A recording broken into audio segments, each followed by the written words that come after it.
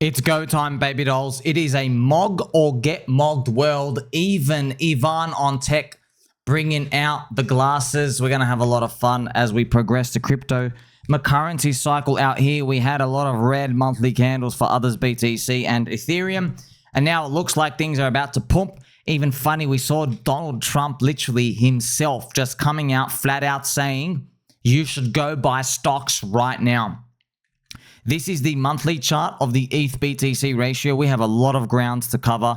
If we do a big, nice V bottom and we recover here, that is still around literally last year, November, when Trump just won against Kamala Crappers. It needs to go, friends. We need, like, I can't tell you how, like, we are so far down, dude. We need to go all the way up here to retrace 170% just to get back to where we were on the Ethereum spot ETF. Okay, so we got a lot of ground to cover. So what's everyone else going to be doing? Friends, just to remind you, it's a bull market. Crypto is in an attention economy. Okay, so you're going to be like, just get used to this, right? Kanye West releasing his new song, Hailing Hitler.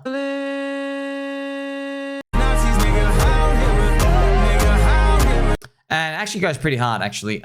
Here's the thing when it comes to these, friends. Just like, don't let yourself get riled up by these, okay? They're just words on the internet, okay? Don't let yourself get riled up for this, okay? Everybody's doing outrage marketing. We live in a world where we're not in tribes anymore, okay? We don't have 100 or 200 people. That's actually optimal for humans. Our little social groups. It's optimal 100 to 200 people in a tribe. Now you're literally accessing hundreds of thousands or millions of people. It's harder to stand out. It's harder to separate yourself. You don't know where you are. Your value is diluted socially. You know, there's like, oh, there's insiders and outsiders. Like billions of us are outsiders and a couple of people on the inside. You get what I mean? So you're just trying to navigate this world, but you have to separate that, okay? In cryptocurrency, remember, friends, everything's open source. So if everything's open source, you can't differentiate yourself by product and service. What do you have to do? You got to build a memes, cult, or religion archetype, okay? That's what Bitcoin has done. Bitcoin's now a religion. That's what PulseChain is doing, okay? PulseChain's a neo-religion. Okay, start off as Hex the cult, and now it's growing into a neo-religion. Okay, so it gets harder and harder to differentiate yourself when there's so many people coming in and throwing out these ideas. So I'm just preparing you. You're going to see a lot of stuff. It's going to throw things out. Yeah, we're going to have fun. Trust me, a lot of these things, friends, are going to push the edge, push the envelope, what you thought was possible.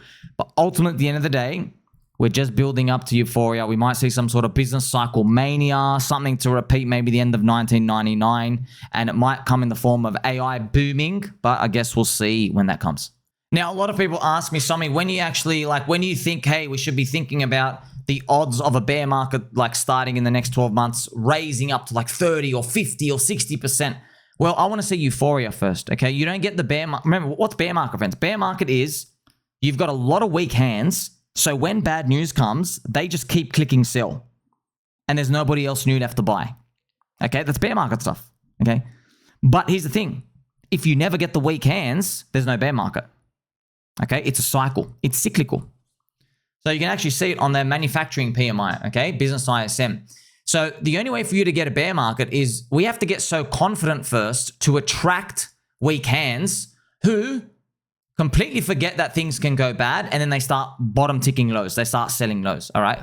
But, you know, it's a chicken and egg thing, right? You don't get to worry about the bear market if you don't attract the weak hands. And one of my favorite indicators that I use that I've just constructed this ratio, right, is OTHERS-btc. Altcoins outside of the top 10 are only about 12% of Bitcoin's market cap, 0.12. I'll be scared once they breach 50. Okay, once they breach 50, and by the way, like, man, honestly, friends, I'll be honest, man, like, I'm not just biased because I'm like turbo along with you, but man, we got Donald Trump in, bro. You know what I mean? He matrix dodged the bullet, you know? We got the UFO disclosure thing knocking on everyone's door. They gave us a Bitcoin and Ethereum spot ETF. We're getting the whole world in, bro. You know what I mean? Like, the US government is inviting Michael Saylor to come and speculatively attack the US dollar. You know what I mean? Like, that doesn't sound to me like, oh, let's just go here and die. You know, that feels to me, we hit 50 and then we might even breach up to like 70 or something, right? That's what it feels like, but that's what we're waiting for, okay? The ratios, I guess, so far low. And by the way, be curious what this actually means, by the way.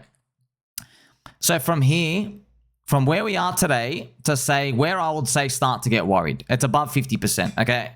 That's a 300% gain on Bitcoin. So that's a 4x, okay? So basically, if we go up here, it means we did 4x on whatever Bitcoin did. So if Bitcoin, it's about 100K now. Let's say it goes to 250. What's 4 times 2.5, friends? It's 10. You might say, Sommy, that's a 10x. Yeah, but that's 10x for all the altcoins in the index, okay? PulseChain, for example, in 2024, you see that number 10? PulseChain did a 2 multiplier on that. So it would be PulseChain doing 20x, the whole ecosystem. So if you add up actually all the market caps, we can add it up right now off the cuff. It's about 2 billion for the whole ecosystem. Pulse, PulseX, EHEX, PHEX Inc. It's about 2 billion. So like, I'm not saying it's the end if you just got, you just flash up 20x, but I'm just, you know, relaying to you. If we got up, if PulseChain did a 20x from here, okay, just think about stuff. That's all. Have a think. You know, definitely get your cheat stack stuff out. You know, obviously you want it to not flash again. So this would be about a 20x. That's 7x above stack price. Okay, so you got to think up that point, it could either all be over or it could do another triple. You know, and that would be like 23x stack price. You see? That's how you think about it. By the way, that's like, just to give you these numbers, right? This would be 40 billion market cap. And this would be about 120 billion, okay? So that's what the number looks like. And if you're looking at this number, you're like, hey, these look very close. That's because it's on a log chart, friends. If you look at a linear chart, there's a big, look at this. That's a big difference. My gosh. Look at that difference. That's the difference between stopping here and everyone thinks it's over and then another big bang, bang, bang. That's 120 billion, okay? So I just wanted to give you just a quick synopsis as to what that looks like. If you're also curious, the PulseChain community crowd consensus is 35x stack price. So I'm just, you know, it's an interesting data point. Now I want to remind you as well, get used to this Bitcoin dominance. This Bitcoin dominance is the fake Bitcoin dominance. They're going to start talking about this. They don't chart it. I chart it here for you. So basically, Bitcoin maxis, friends, remember, Bitcoin dominance is very, very, very exceptionally high. Very high. And I've been like saying, man, like it's been, so friends, it was dangerous here, dude. It was dangerous at 56%. Now it's at 64%. Like it's triple dangerous, right? Which means Bitcoin, lots of weak hands. Altcoins, lots of strong hands. That's what it means. So that chart, right, that I showed you the first time, this Bitcoin dominance, this is basically Bitcoin versus Bitcoin Cash. And actually what they do is you see this number, it's near 100%.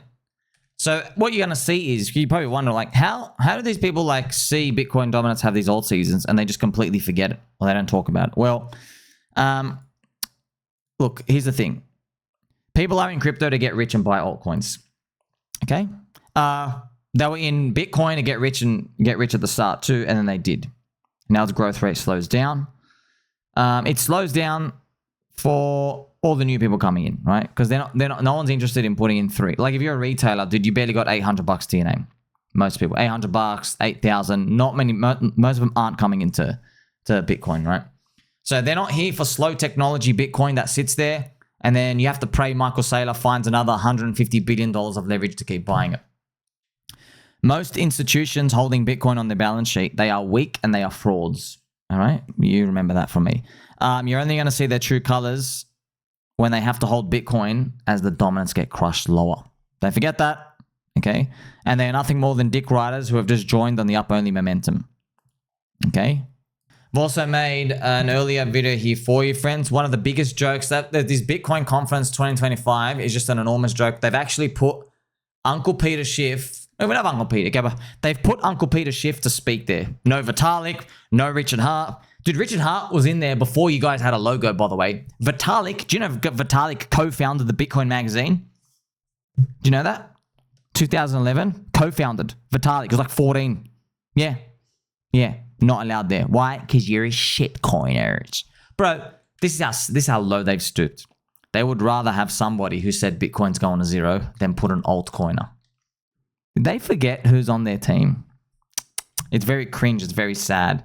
I put Ben Copen here just as a joke, friends, because he keeps saying Bitcoin dominance. He's going to go higher. Ethereum, $100. Go home, Ethereum. That's funny as a joke. They have the Tether CEO, which is also a joke. Bro, you're literally CBDC for the world.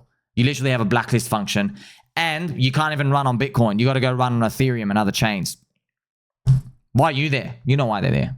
Because they take everybody's yield. They use the government bonds. They cuck everyone and they just go rotate it and buy BTC. That's why they're there. Blacklist functions, friends. Remember, Satoshi, friends, you have a blacklist function US dollar savings account. Everybody in the world does. The bank can just literally switch you off. Oh, they don't like the guys you voted for? You're gone. Oh, they don't like that you have an Iranian friend? Okay, I got Iranian friends. Shout out to Andy.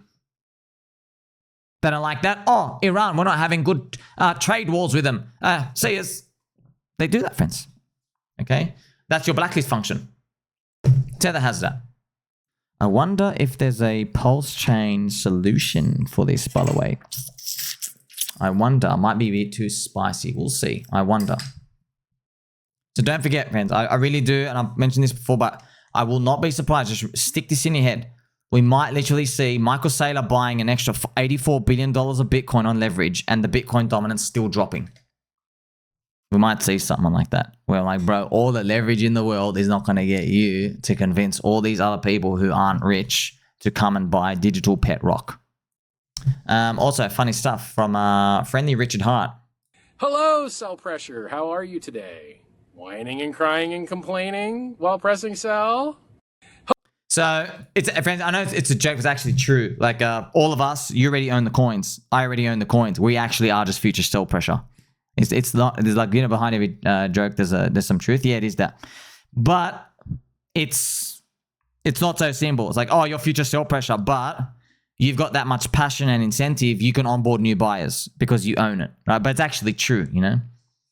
All these people can do is dump the price, you know? So that's why it helps to go to like avenues where people say, don't own the coin yet, and they're future buyers. That's where you're kind of like you're gonna see these shifts of mentality. Also, friends, that's like outrage marketing. I just showed you Kanye West going blitz, because Kanye West, friends, used to be worth a couple of $1 billion. I think he lost 80% of his net worth. The sponsorships got pulled from him. I think he's worth now 400 million or something, right? He's like, he's lost his billionaire status. Now, you and I don't care, but like, I'm sure in your social circles, they're like, nah, you ain't a billion anymore. You know what I mean? Like, that's why it's just a different game, friends. It's just number go up, right? It's life. Now, has Ethereum finally bottomed? I want to show you, friends, only one man could make a bottom out, and it's Gainzy. I think Gainzy has like 10 million in ETH. Currency do you think they'll use? Everyone, the Ethereum Foundation is a piece of shit retard. Vitalik literally looks for the most retarded people and then hires them. He's like, are you a virtue signaling retard? You're hired. As a matter of fact, here's the treasury. Give out grants to more retards. Wow, I can't believe ETH is dying. I can't believe no one's using it. ETH is such a fucking joke. Like, ETH is a joke, Vitalik's a joke, the foundation's a joke, everyone they've hired is a joke. Everyone of or relating to it is a joke. The KOLs pushing it are jokes. Bankless fucking joke. Just everyone within ETH, every .ETH is just trash. There's no one that's in that web that isn't just complete fucking trash. And the sad thing is a whole lot of us held, we fucked up, but we own up to it. Like, you're not going to be telling us about ETH and having us defend it. No, there's nothing to defend. We fucked up. Then you have these retarded .ETHs. They will still defend it. They're like, oh, you're funding it. You know what that means? It's the bottom. And they say this like every week for like 2 years. You've got to be a special kind of retard to keep saying that and keep being publicly wrong. You can literally pull up an ETH chart, pull up their tweets, paste them on, superimpose them, and it's like worse than 50 IQ. It's not even left curve. You have to go like, I don't know, 6 sigma to the left to find out how retarded they are. It's worse than special ed. There should be a new Special Olympics for these retards. I don't know where they belong. Just lock them away and never let them tweet. Never let another human being interact with them. It's worse than like rat poison. That's gold, man. So he's wearing some sort of man bikini on top as well. It's got, I think he probably has like $5 or $10 million in ETH as well, Gainzy. Man, that was actually the bottom. It was him saying there is no fucking bottom. There is no bottom. Stop calling it. You're embarrassing yourself. There is no bottom. So it's kind of like, I guess the bottom's in, but that's what markets do, friends. That's why you take a long-term view. Because even at the bottom McBottom, yeah, the bottom McBottom, it can still drop another 50%, wipe out a 2x leverage. Yeah, man, there's been a while. It's just kind of funny just seeing all that. Now, hopefully, we get to see an actual Ethereum pump that thrashes back up 2,600, 3,200, and then all the great stuff will come after that. Don't forget, it's a moggers cycle. Believe in something. Like, subscribe. Catch you soon.